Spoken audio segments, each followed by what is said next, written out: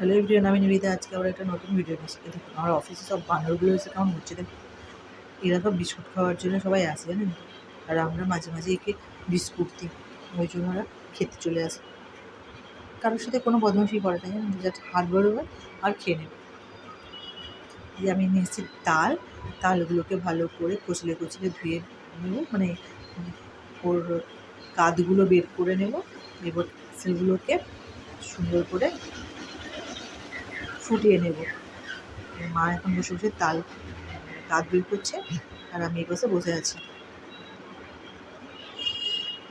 আপনারা সবাই কে কবে তালের পিঠে করেছেন বা কী পিঠে, তালের অনেক রকমের প্রিপারেশন হয়, তো আপনারা কোনটা খেতে ভালোবাসেন প্লিজ কমেন্টে সবাই জানাবেন।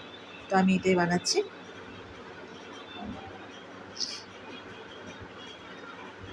মা বসে বসে তালের এগুলো বের করছে, কাঁধগুলোকে। বুঝলেন, 3টে তাল নিয়ে এসেছিলাম, জানেন তো, কিন্তু আমি 2টো তাল বানিয়েছি, আর একটা তাল একটু শক্ত আছে। পাতগুলো করে এবার উনুনে বসিয়ে দেবো। 1 দিন কি 2 দিন ওটাকে ফোটানোর পরে ওর যে ওপর থেকে কাঁচটা থাকে ওটা ফেনাটা বের করে দিয়ে তারপর ওটাকে বানাতে হবে। এখন ওটাকে নিচ্ছি ময়দা, দেবো নারকেল, চিনি। তো আপনারা চাইলে এতে সুজি, চালের গুঁড়ো ইউজ করতে পারেন। আমি করি না, তার কারণ আমাকে একটু শক্ত লাগে। তো আমি এটা নর্মালি ময়দা, বেশি করে নারকেল গুঁড়ো আর চিনি দিয়ে করি। আপনারা করে দেখবেন, ভালোই লাগবে, অনেকটাই নরম হবে। তো আমি এটা এভাবেই রেডি করছি। এবার এটাকে সুন্দর করে মাখিয়ে নেব।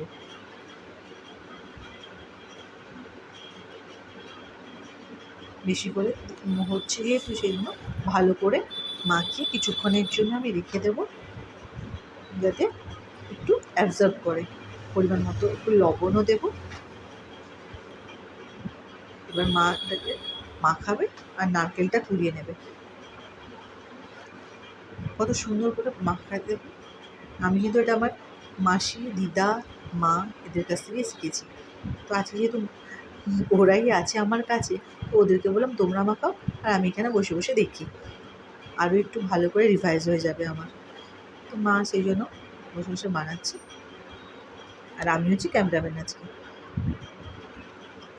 নারকেলটা কুড়িয়ে নিয়েছে, দিয়েও দিয়েছে আর ভালো করে মাখিয়ে জল দিয়ে, অল্প অল্প জল দিয়ে এটাকে মাখিয়ে নিতে হবে। আমি যখন ফার্স্ট টাইম এই পিঠেটা বানিয়েছিলাম, কি শক্ত হয়েছিল জানেন। মানে আমি তো জানি না ভাগ মাপ কতটা কী দিতে হয়। আমি ভালো করে মাখিয়ে শক্ত শক্ত করে মাখিয়ে নিয়েছিলাম, দিয়ে যেরকম বড়ি দেয় না ঠিক সেভাবে আমি দিয়ে দিয়েছিলাম, বানিয়ে ফেলেছিলাম। আর কি শক্ত, খেতে পারিনি, জানেন তো। সবাই বকলো আমাকে, কিন্তু কী করবো জানি না। যাই হোক, এরকমই করেছিলাম। আপনাদের এক্সপিরিয়েন্স কেমন আমার সাথে প্লিজ একটু শেয়ার করবেন। যেদিন প্রথম পিঠে বানিয়েছিলেন, তো তেল গরম হয়ে গেছে, ওইগুলো বড়ার মতো করে দিয়ে মা ওগুলোকে ভাসতে দিয়ে দিয়েছে। সুন্দর করে একটু লাল লাল করে ভেজে নেব। আবার খেয়াল রাখতে হবে যাতে বেশি আগুনে কালো না হয়ে যায়। ভেতরেরটা আবার নরম থেকে যাবে আর ওপরেরটা ফট করে কালো হয়ে যাবে। তো সেই জন্য হালকা আঁচ দিয়ে আস্তে আস্তে করে ওগুলোকে ভেজে নিতে হবে। মা, মাসি, দিদা এদের হাতে মানে রান্নাটা সত্যিই অপূর্ব লাগে। তো মাকে বললাম, অনেক দিন পরে মাকে বললাম তুমি একটু বানাও, আমি সব কিছু ব্যবস্থা করে দিচ্ছি।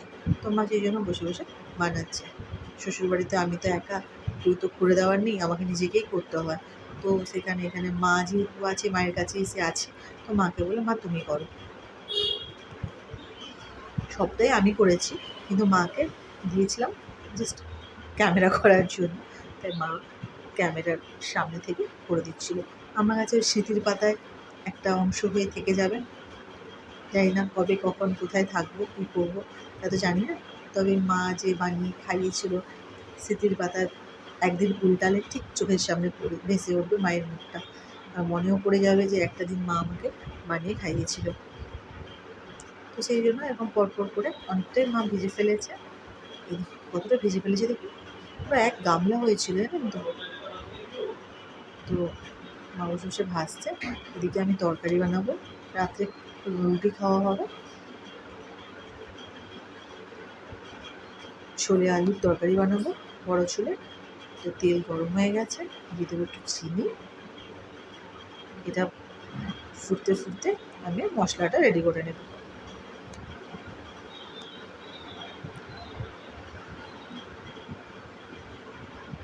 তেল গরম হয়ে গেছে, ফুটও উঠে গেছে চিনির।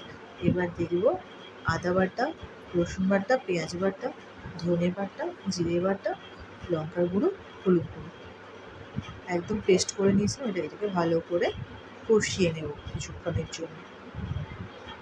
যখন ঘুগনি বা এই বড় ছোলার তরকারি বানাবেন তখন সব রকমের মশলা ফেলে দেবেন, দেখুন টেস্টটা আলাদা হয়ে যায়। আর আপনারা তো জানেন অ্যাজ ইউজুয়াল আমি গোটা টমেটোই দিই, সেই গোটা টমেটোই আমি দিয়ে ফেলেছি। খুব সুন্দর করে মশলা কষানো হয়ে গেছে। প্রেশারে সিটি মেরে এনেছিলাম, জানেন তো বড়ো ছোলাটা আর আলুটাকে আমি প্রেশারে সিটি মেরে দিয়েছিলাম, 3টে সিটি দিয়ে দিয়েছিলাম। ওটাও সেদ্ধও হয়ে গেছে সুন্দরভাবে। তো ওইটাই এটাতে ঢেলে দেবো এখন। আসলে অফিস থেকে এসে এত তাড়া থাকে, রান্নাবান্না, পিঠে, ছেলেকে পড়ানো সব কিছু মিলে অনেকটা সময় চলে যায়। সেই জন্য আমি বেশিরভাগ সময় প্রেশারে সিটি মটর বা ছোলা এগুলো বানাতে গেলে আমি সিটি মেরে আনি। ঢেলে দিয়েছি, একটু নাড়াচাড়া করে আর একটু জল দিয়ে দেবো, দিলে আমার রেডি ঘুগনি, বড় আলুর তরকারি, বড় ছোলার তরকারি সরি। এই ছিল আজকের রেসিপি।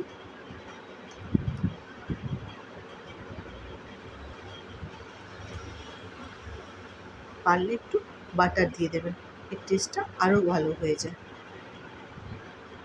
আমি এর উপরে একটু, যেহেতু আজকে বাটার নেই, একটু হালকা করে কসুরি মেথি দিয়ে দেবো, দিলে টেস্টটা সম্পূর্ণ চেঞ্জ হয়ে যাবে।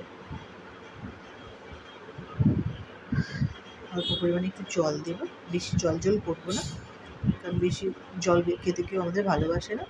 বাস আমার রেডি। ভালো লাগলে একটা লাইক, একটা কমেন্ট, একটা শেয়ার করবেন। ভালো থাকবেন, সুস্থ থাকবেন, সাবধানে থাকবেন। দেখা হবে আবার একটা নতুন ব্লগে।